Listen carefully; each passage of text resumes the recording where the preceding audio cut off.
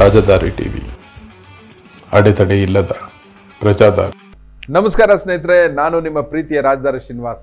ನೀವು ನೋಡ್ತಿದ್ದೀರಿ ರಾಜದಾರಿ TV. ರಾಜದಾರಿ ಟಿವಿನ like ಮಾಡಿ, share ಮಾಡಿ, ಹಾಗೆ ಸಬ್ಸ್ಕ್ರೈಬ್ ಮಾಡಿ. ಇವತ್ತಿನ ನಮ್ಮ ವಿಷಯ ಏನು ಅಂತಂದರೆ, ನಮ್ಮ ಹೆಮ್ಮೆಯ ರೈತರು, ಅನ್ನದಾತರು, ನೇಗಿಲ ಯೋಗಿಗಳು. ಹೌದು, ಇವತ್ತು ಆ ರೈತರ ಬಗ್ಗೆ ಮಾತಾಡಲೇಬೇಕಾದಂಥ ಕರ್ಮ ಧರ್ಮ ನಮ್ಮದು.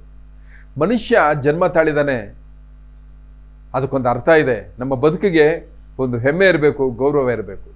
ಅವೆಲ್ಲ ಇರಬೇಕು ಅಂದರೆ ಕನಿಷ್ಠ ನಾವು ಇದನ್ನು ಮಾತಾಡಲೇಬೇಕು. ಇವತ್ತು ನಮ್ಮ 140 ಕೋಟಿಗಿಂತ ಮಿಗಿಲಾಗಿರುವಂಥ ಜನಸಂಖ್ಯೆಗೆ ಇಂಥ ದೊಡ್ಡ ದೇಶದಲ್ಲಿ ಯಾರೂ ಉಪವಾಸ ಇಲ್ಲ, ಉಪವಾಸ ಇರಬಾರ್ದು ಅನ್ನೋದಾದರೆ ನಾವು ಈ ನಮ್ಮ ದೇಶದ ರೈತರನ್ನ ಹುಡುಕಿ ನಮಸ್ಕಾರ ಮಾಡಬೇಕು. ಇಲ್ಲ ನ್ಯಾಯವಾಗಿ ಮಳೆ ಬಂದ್ರೆ ಈಸ್ಕೊಡ್ ಬರ್ಬೇಕು ಯಾರು ಪಂಚಕನ. ಇವಾಗ ಈ ಜಮೀನುಗಳು ಮಾರ್ಕೊಂಡ್ ಬಿಟ್ಟು ನಾವ್ ಇಷ್ಟ ಅರ್ಧ ಎಕರೆ ನಮ್ಗ್ ಬಂದಿರೋದು, ಅದು ಮಾರ್ಕೊಂಡ್ ಬಿಟ್ರೆ ನಾವ್ ಎತ್ತ ಹೋಗ್ಬೇಕಪ್ಪ. ಅದಕ್ಕೆ ನಮ್ಮನ್ನೆಲ್ಲ ಸಾಯಿಸ್ಬಿಟ್ಟು ಮಕ್ಳು ಮದ್ನ ಅವ್ರ ಜಮೀನ್ ಅವ್ರು ಮಾರ್ಕೊಂಡ್ರು ಗೌರ್ಮೆಂಟ್. ಇನ್ನೇನ್ ಮಾಡವ್ ನಾವ್, ಇನ್ನೇನ್ ಹೇಳು ನಾ ಕೊಡಲ್ಲಪ್ಪ. ನಮ್ಮನ್ನ ಇಲ್ಲೇ ಸಾಯಿಸ್ಬಿಟ್ಟು ಬೇಕಾದ್ರೆ ಗೌರ್ಮೆಂಟ್ ಅವ್ರ ಬದುಕು ದೊಡ್ಡ ಬದುಕು. ನಮ್ಮ ಮುತ್ತಾತ್ನವ್ರು ಸಂಪಾದಿಸಿರೋದು, ಅದನ್ನಿಂದ ಗಂಜಟ್ಕಂತ ಇದ್ದೀರಿ ಬೆಳ್ದಿದ್ದು.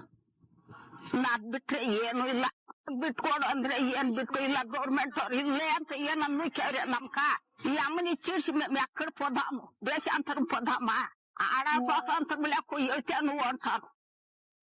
ಸಮಸ್ಯೆ ಆಗಿದೆ. ದೇವನಹಳ್ಳಿ ಟೌನ್ ಇರೋದೇ ಇಷ್ಟ ಆಗಲ್ಲ. ವೈಟ್ ಟ್ಯಾಪಿಂಗ್ ನಡೀತಿದೆ. ಇಲ್ಲಿ ರೋಡ್ ಎಲ್ಲ ಬಂದ ಎಲ್ಲಿ ಹೋಗ್ಬೇಕು, ನಾಳೆ ಮುಂದೂಡಿದ್ದಾರೆ.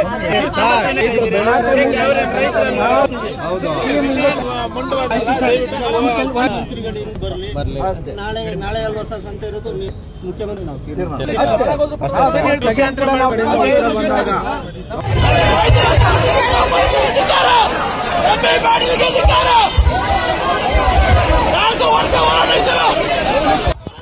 ತಪ್ಪು ನಿಮ್ಮದಲ್ಲ, ಈ ರೈತರದು. ಈ ರೈತರು ತಾವಾಯಿತು, ತಮ್ಮ ಹೊಲ ಆಯಿತು, ಗದ್ದೆ ಆಯಿತು, ಪೈರು ಪಚ್ಚೆ ಆಯಿತು ಅಂತ ಇರೋದು ಬಿಟ್ಟು ಇವರು ಕೂಡ ನಿಮ್ಮಂತೆ ಗಾದೆಗಳನ್ನು ತೊಟ್ಟು ಬೀದಿಗಿಳಿದು ಓಟು ರಾಜಕೀಯ ಅಂತ ಇಳಿದಿದ್ದರೆ ರೈತರ ಪಕ್ಷ ಅಧಿಕಾರಕ್ಕೆ ಬರ್ತಾ ಇತ್ತು. ಅವತ್ತು ರೈತರನ್ನ ಯಾರೂ ಏನು ಮಾಡೋಕ್ಕಾಗ್ತಾ ಇರಲಿಲ್ಲ. ಅದನ್ನು ಇವರು ಮಾಡಲಿಲ್ವಲ್ಲ. ಇವತ್ತು ಯಾವ ಮಣ್ಣಿನಿಂದ ಬೆಳೀತಾ ಇದ್ರೋ ಇವತ್ತು ಅದೇ ಮಣ್ಣನ್ನು ತೆಗೆದು ಇವರು ಬಾಯಿ ತುರುಕ್ತಾ ಇದ್ದೀರಿ ನೀವು. ಎಂಥ ಸರ್ಕಾರವಯ್ಯ, ಇದೆಂಥ ನ್ಯಾಯ. ಯಾರು ಈ ದೇಶದ ರೈತರು? 140 ಕೋಟಿಗೂ ಹೆಚ್ಚು ಜನಕ್ಕೆ ಅನ್ನವನ್ನು ಹಾಕಿ ಕಾಪಾಡ್ತಿರೋಂಥ ರೈತರು ಯಾರಪ್ಪ ಅಂತ ಯಾರಾದರೂ ಹೊರಗಡೆಯಿಂದ ಬಂದು ನೋಡ್ಬಿಟ್ರು ಅಂತ ತಿಳ್ಕೊಳ್ಳಿ. ಏನು ಹೇಳ್ತೀರಾ ನಮ್ಮ ರೈತರಿಗೆ? ನಮ್ಮ ರೈತರು ಮಾಸಲು, ಮಾಸಿದ ಬಟ್ಟೆ, ಹೆಗಲ ಮೇಲೆ ಟವಲ್ಲು, ಊರಿಗೆಲ್ಲ ಊಟ ಹಾಕೋರಿಗೆ ಮೈತುಂಬ ಸಾಲ, ಕಣ್ತುಂಬ ಕಣ್ಣೀರು. ಇವೆಲ್ಲ ನಮ್ಮ ದೇಶದ ರೈತರ ಲಕ್ಷಣಗಳು. ಕೃತಜ್ಞತೆನ ಹೇಗೆ ಇಟ್ಕೊಂಡಿದ್ದೀವಿ ನೋಡಿ ನಮ್ಮ ರೈತರನ್ನ. ಇದು ನಮ್ಮ ದೇಶ. ನಾವು ರೈತರನ್ನ ಈ ರೀತಿ ನೆನಪಿಸ್ಕೊಳ್ತಾ ಇದ್ದೀವಿ. ರೈತರಿಗೆ ಸಹಾಯ ಮಾಡೋದಿರಲಿ, ಈ ಸರ್ಕಾರಗಳಿಂದ, ಸಹಕಾರಿ ಬ್ಯಾಂಕ್ಗಳಿಂದ ಅವ್ರಿಗೆ ಆಗ್ತಾ ಇರೋ ಕಾಟ ಅಷ್ಟಿಷ್ಟಲ್ಲ. ನಮ್ಮ ದೇಶದಲ್ಲಿ ನಮಗೆ ಅನ್ನ ಉಣಿಸೋ ಅಂತ, ನಮಗೆ ಅನ್ನ ಹುಟ್ಟಿಸೋ ಅಂತ ರೈತರು ಇವತ್ತು ನೇಣಾಕೊಂಡು ಆತ್ಮಹತ್ಯೆ ಮಾಡ್ಕೊಳ್ತಾ ಇದ್ದಾರೆ. ಈ ದೇಶದಲ್ಲೆಲ್ಲೂ ಕೂಡ ರಾಜಕಾರಣಿಗಳು ನೇಣಾಕೊಂಡು ಸತ್ತಿದ ಉದಾಹರಣೆನೇ ಇಲ್ಲ. ಸತ್ತಿರೋರೆಲ್ಲನೂ ಅನ್ನದಾತರು, ರೈತರು ಸಾಲದ ಸುಳಿಗೆ ಸಿಕ್ಕಿ ಅನೇಕ ಜನ ಆತ್ಮಹತ್ಯೆ ಮಾಡಿಕೊಂಡಿದ್ದಾರೆ.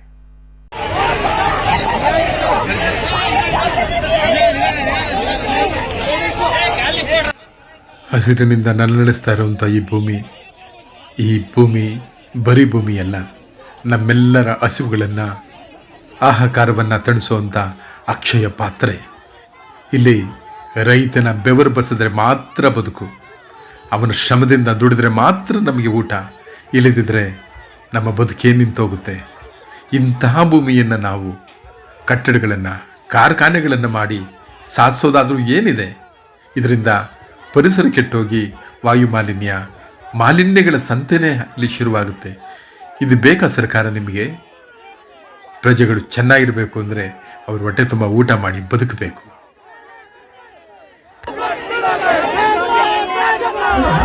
ಬೇಕು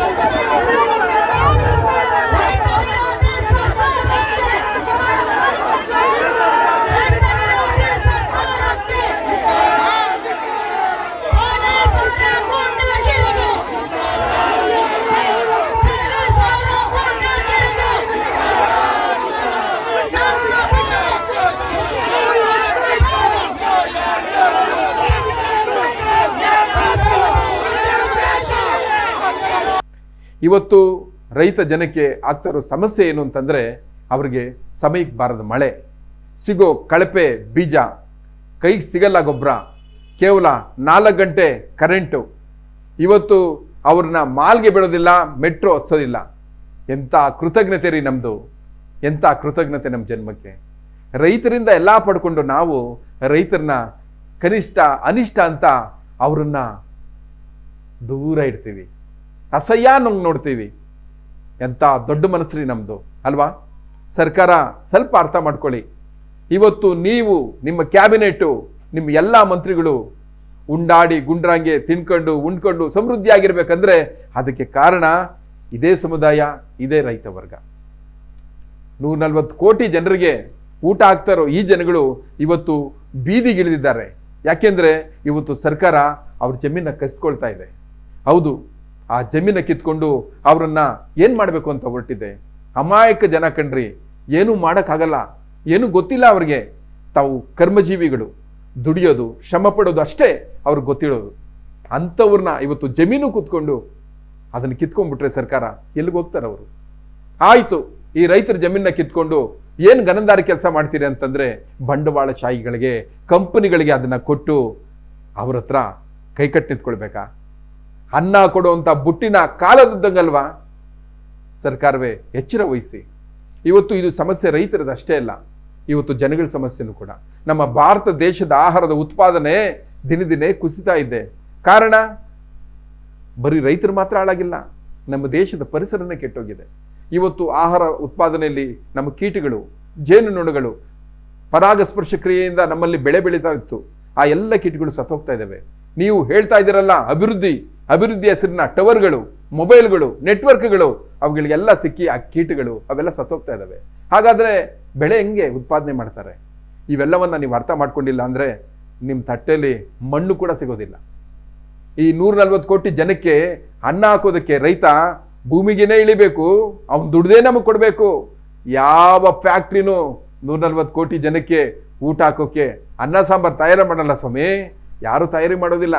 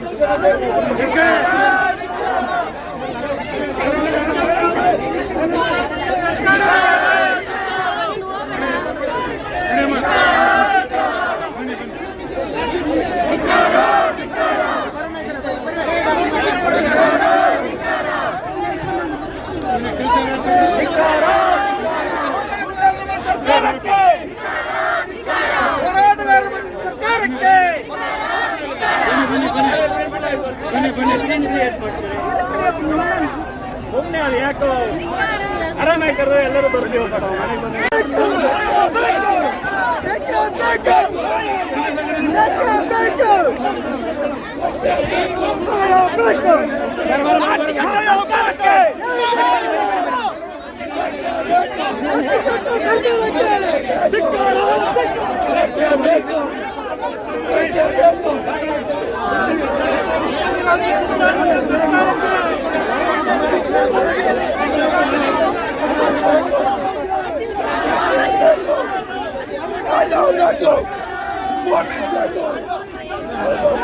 ನೀವು ಆ ಬಂಡವಾಳಶಾಹಿಗಳಿಗೆ, ನೀವು ಇಂಡಸ್ಟ್ರಿಗೆ ಡೆವಲಪ್ಮೆಂಟ್ ಹೆಸರಿನಲ್ಲಿ ಜಮೀನು ಕೊಡಲೇಬೇಕು ಅಂದರೆ ಸರ್ಕಾರದ ಎಷ್ಟೊಂದು ಜಮೀನಿದೆ, ಬಂಜರು ಭೂಮಿ ಇದೆ, ಕೊಡಿ ಅವೆಲ್ಲವನ್ನ ಅವರಿಗೆ.